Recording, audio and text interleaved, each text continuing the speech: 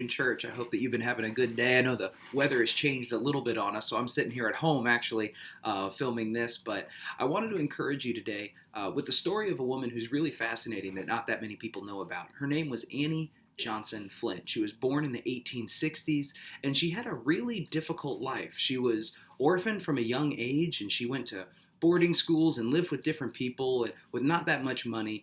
But she was blessed to eventually find herself in a Christian home, in a Christian school, and she became a teacher, and her faith became incredibly important to her as she lived.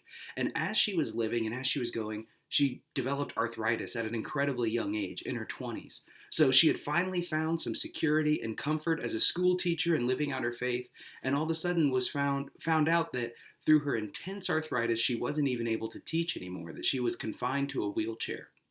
But still, she found the opportunity to write poetry and to inspire people through her words until her arthritis got so bad that her hands stopped working and she was completely immobilized in her wheelchair and was required to be with 24-hour care. But still, her faith held her up, and still, her faith continued to strengthen her and let her strengthen others by her witness. And I wanted to read you just the briefest segment of a poem that she wrote. And I think it's a good encouragement in times like this where we can wonder what's going on and what's tomorrow going to hold.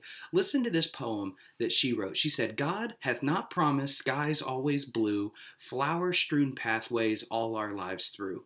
God has not promised sun without rain, joy without sorrow, peace without pain. And that clicks with me right now as we think about there's a lot of stuff going on in our world. There's a lot of things that hurt. There's a lot of fear and uncertainty. But listen to what God has promised, because this is the hope of her poem.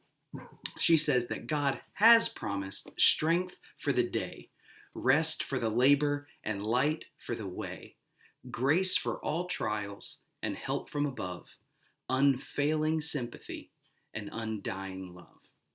Now that's the gospel right there, that no matter what's going on in our world, in our bodies, in our souls, and in our minds, God gives us the strength to endure. We know that God's strength is made perfect in weakness. That's what Paul told us. So I know that right now, as we might be feeling a little scared or a little bit hopeless, wondering what tomorrow is going to hold, what it's going to be, take comfort in the fact that God's strength is always strong enough to see you through today and every day.